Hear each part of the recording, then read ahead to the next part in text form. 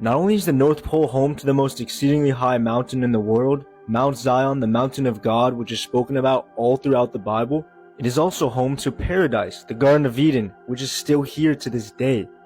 Now prepare for a big awakening. This is one of the first ever maps created of the North Pole in the 1500s.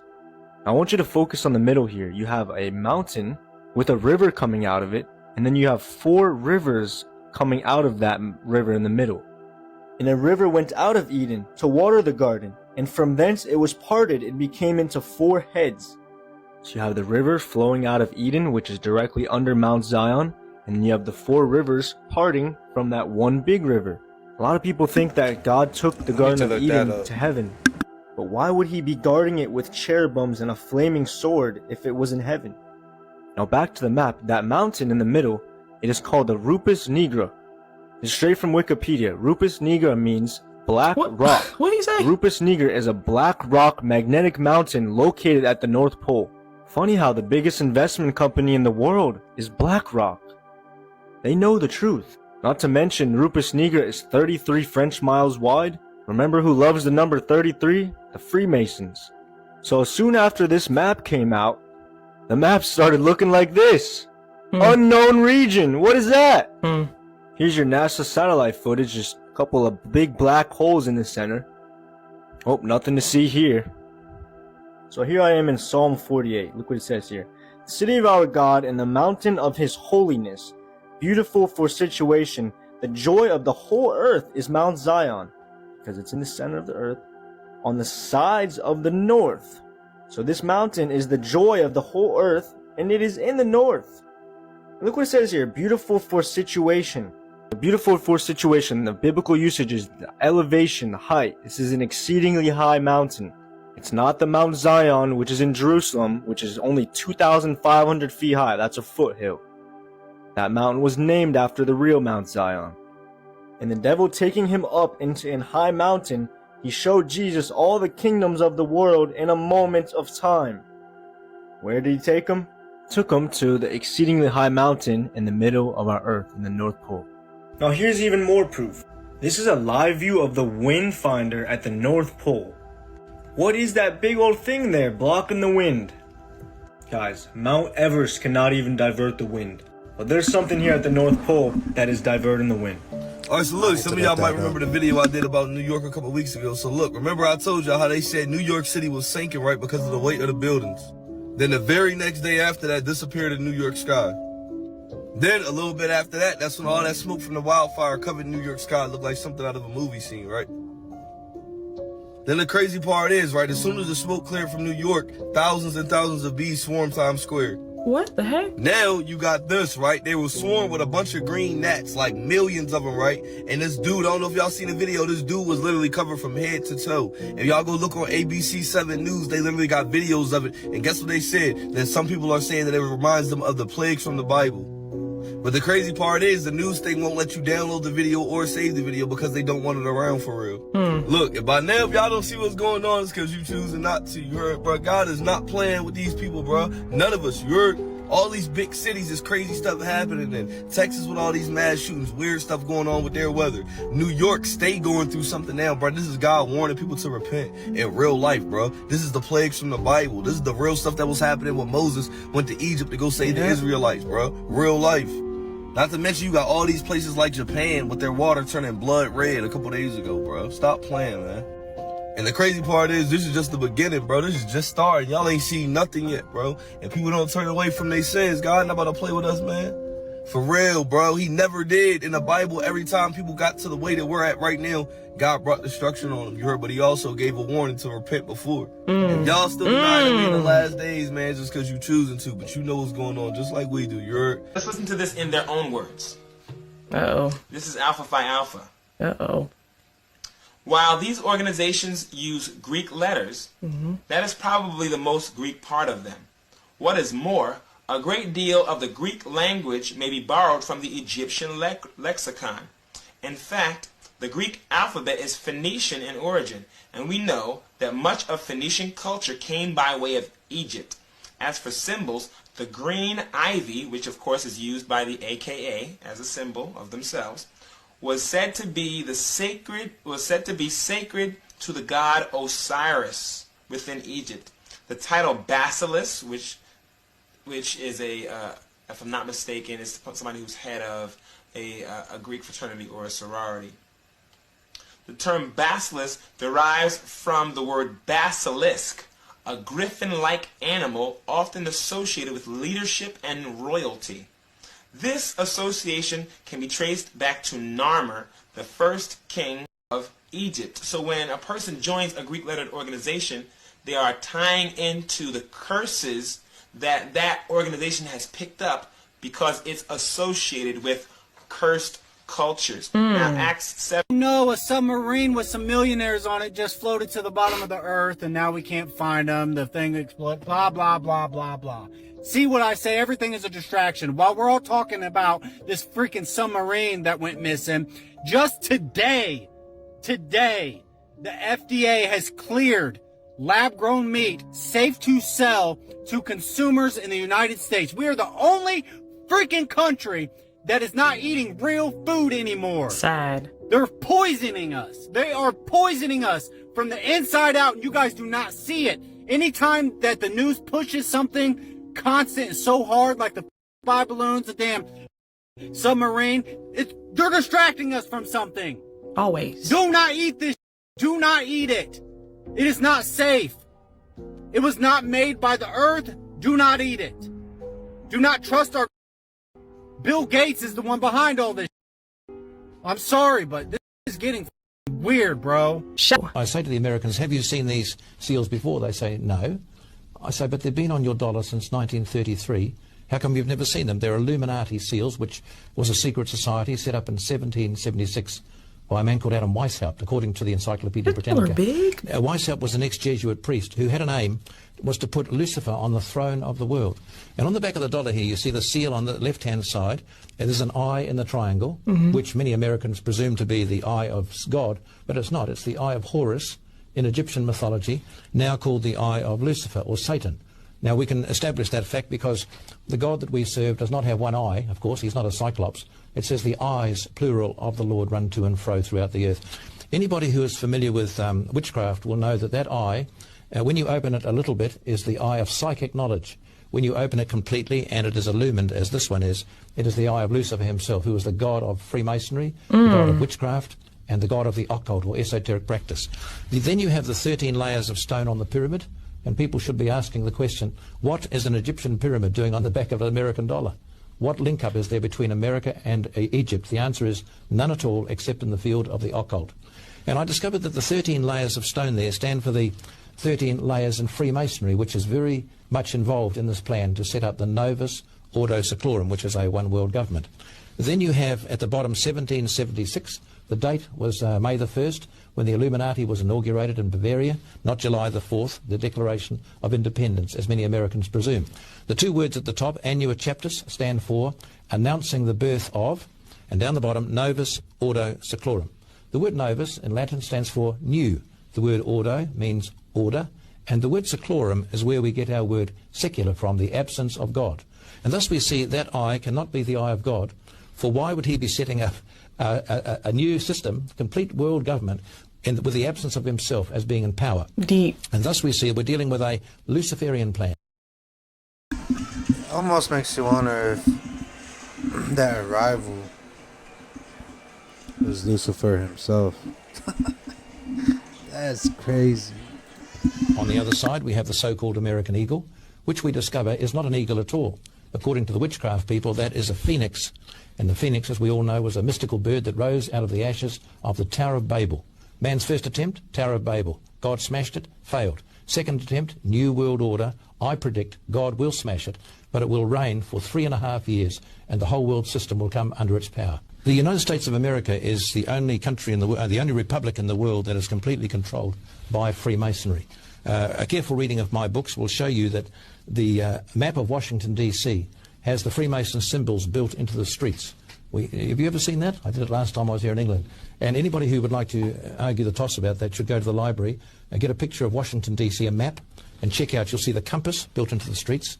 One end of the compass finishes at the Jefferson Memorial. The other end finishes at the White House. They will see the square intersecting it further up on the map of Washington, and then they will see the satanic pentagram built into the streets of Washington, D.C. also. And if you look at it carefully, you'll see the two horns go uppermost, the two ears outwards, and the beard of the goat, which fits into the pentagram, the five-pointed star. Anybody into witchcraft knows this. The beard stops right at the White House again. So the presidency of America is affected by witchcraft from two different directions, the point of the end of the compass and also the point of the beard of the goat. There is a power group at the top, obviously, who are running the whole thing, pulling the strings. And I have discovered, for example, that Mr. Tony Blair is not running this country. I learned that he is controlled by a group called the City. Right in the middle of London, you have a group here which control the politics of this country. And if the Queen, for example, wishes to go in there, she must receive permission from the Lord Mayor, who will then give her permission to go into the city. It's like an entity on its own. They go along with a group called the Adam Smith Institute. They work with another group called the Mont Pelerin Society. They send the message out on restructuring the whole world system ready for this world government to the politicians of the day. Tony Blair, Helen Clark in New Zealand, Mr. Howard in Australia. These people listen to the Mont Pelerin Society, use the policies of the Adam Smith Institute, which mean that you privatise, you sell up your assets overseas. It leaves your government vulnerable. They have no power left because they have no assets. And then at that point, these overseas people who bought the assets control the whole world system and set up a global village. In the year 1961, the International Monetary Fund came to New Zealand. And this is how the whole plan was initiated. They were involved in this plan, and the plan was to lend every country money and then make those politicians of the day sign conditions which would later be fulfilled. So in 1961, they came to New Zealand. Our Prime Minister was Mr. Keith Holyoake. Our government borrowed a lot of money from the IMF, the International Monetary Fund, and signed the conditions. Then the IMF people went away again with their empty suitcases, left it at that, and let us go ahead with our plans to develop our country and so on using this money which we had borrowed. Now, little did the people know that when those politicians passed on, someone else took the job. The next group of politicians to come in were left with the terrible job of fulfilling the conditions. It happened about 22 years later, I think it was, in 1987, that's the year. We had 5 politicians in New Zealand worked in with the Mont Pelerin Society to bring about these conditions in the country. Now, let me read a scripture, Proverbs 22:7. The rich ruleth over the poor, and the borrower is servant to the lender. That's a powerful verse. In other words, we became the lender, the borrower, the IMF was the lender, and we had to do what they told us to do. We've heard these words come up day by day. Restructuring was the first word. Didn't know what it meant, but we learnt later it meant sacking thousands of government workers. The next word was corporatisation. Turn your government departments into corporations. Next word to come up was privatisation. It means privatise those corporations. Get big business involved in ex-government department. Selling off. Selling off. Next word was shares at 49% overseas, keeping 51% majority shareholding in the country. We felt secure. I was in Sri Lanka last year. They told me that was called peopleisation. Every country's got their own little catchwords, you see. Peopleisation makes the local people feel secure in that they have 51%. Very cleverly, a little stock market crash in New York, which lasts for 24 hours, frightens the peopleisation people. They sell their shares to the other guys, and the other guy's shareholding goes up to over 51%.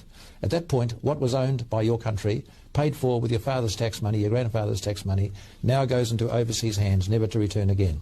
So the key word, when you see privatisation, you add another word to it, and the word is goodbye, and the other word is forever. You will never see it again. Then they bring investors in, of course, because you've lost your assets and you've paid off the IMF with the money you've made. You've got nothing left, no assets and no money. Investors come in and buy up the rest of your country. What I'm about to show you is arguably the biggest story in the world right now, in my opinion, but it's being totally ignored by the mainstream media. So the United States just announced it's getting ready for a war with China and Putin at the same time for a very important reason. Chinese President Xi Jinping and Russian President Vladimir Putin are about to completely alter the international power structure and the monetary system. This is why they're getting ready for war. No other reason.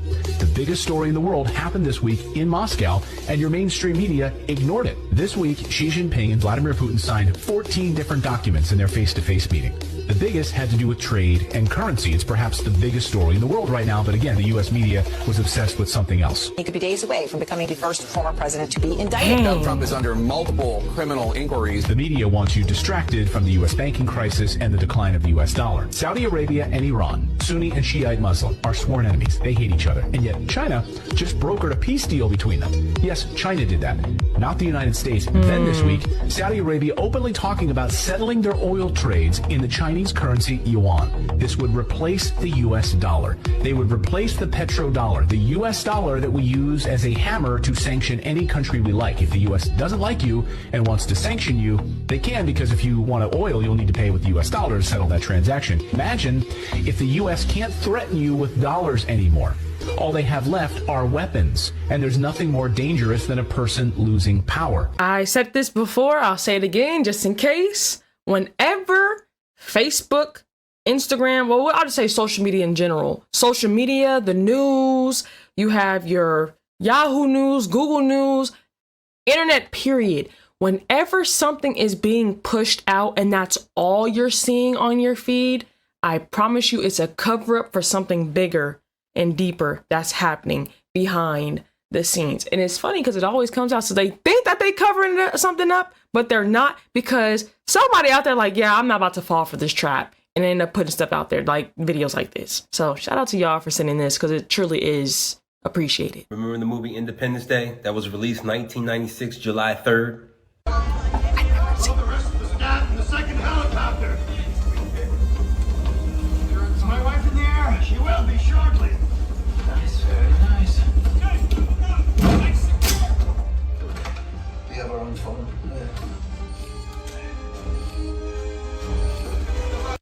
5 years before 9/11, they show you 9/11. So you think these numbers, they just playing with it just for fun. Around the same time, July 5th, Independence Day, we back at the White House. Look at the title. That's what you see. He tweaked out of his mind.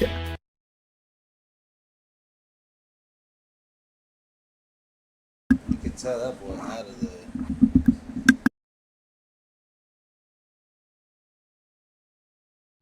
That's what y'all do. Make fun, satire, foolishness, ignorance, stupidity. That's what y'all do. Y'all do this. This is what y'all do. To make jokes about every little thing, and you don't even see the messaging behind that. So let me go back. Let me just take the title. I'm gonna take the title. Cocaine found in White House. That's all I'm gonna use. I'm gonna use cocaine found in White House.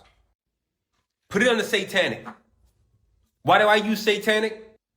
Jeff Bezos owns the Washington Post. You could say he's a synagogue of Satan, would you not? So cocaine in White House adds up to 11/6. Look at that. Turn it upside down. What is it? 9/11. So what I do over here is pay attention to patterns, and they keep showing me patterns using the same numerology around the same time, but you can't see that because all you see is the flesh. All you see is this foolishness, the narrative that they put out in front of you. They won't tell you about the kids or the sex trafficking and human trafficking that goes on. They want you to hate. They want you to hate the conspiracy theories that come out of that, but they're willingly telling you there's cocaine in the White House because of him. Here are 8 foods that are about to become banned in the United States due to health concerns. Number 1 is Skittles. Number 2 is bread from KFC, Subway, McDonald's, and Domino's. Subway? Number 3 is Jell-O. Number 4 is Starburst. Number 5 is Sundrop citrus soda, as well as other orange and citrus flavored sodas. Number 6 is Betty Crocker's loaded mashed potatoes.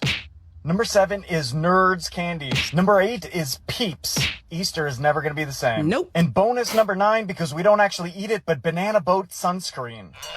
Do you eat these things? Let me know in the comments. Well, if it's gonna be banned, maybe it's a positive thing, because at the end of the day, they got stuff in it that we shouldn't even be consuming or putting on our bodies anyway. So really, it's a positive thing that they're taking that stuff out. Thank you, Icy Football, for this video. I told y'all more is coming out about this woman and what happened in the background story about this situation. What if I told you I know what this woman seen on an airplane? You was there? Would you believe me? You don't have to be spiritual or religion to see the truth, because the truth lives within us. we about to see the world in a different light. We heard about the Mayan calendar in the year 2012 when the world was coming to an end. Did the world really come to an end and we just don't know it? How many people knew that the Gregorian calendar was really 8 years behind?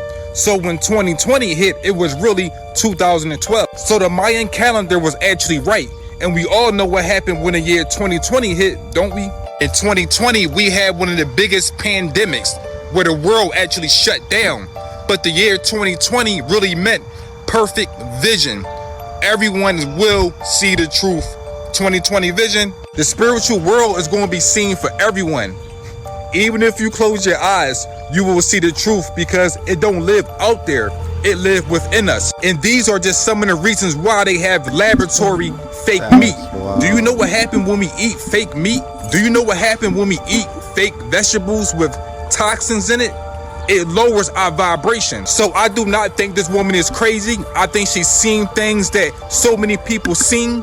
But when you see the truth, they call you crazy. Once again, Hollywood tried to tell us, please check out the movie They Live. Hollywood tried to tell us, tap back into your higher self so you can have a higher vibration. So when you start seeing spirits and ghosts. You know, I never looked at 2020 that way, being a perfect vision of seeing everything. And he might be onto something there because, yeah, like everybody's starting to see these UFOs and everything now, so he might be right. And jinns, you won't be afraid. The physical world is in front of us and the spiritual world is behind us. This is why we can see certain spirits when we look into the mirror. The spiritual world is behind us, but it's about to be in front of us. Guys, if y'all have any more information on these type of videos, please leave them in the comments. And don't forget to sub. Deuces.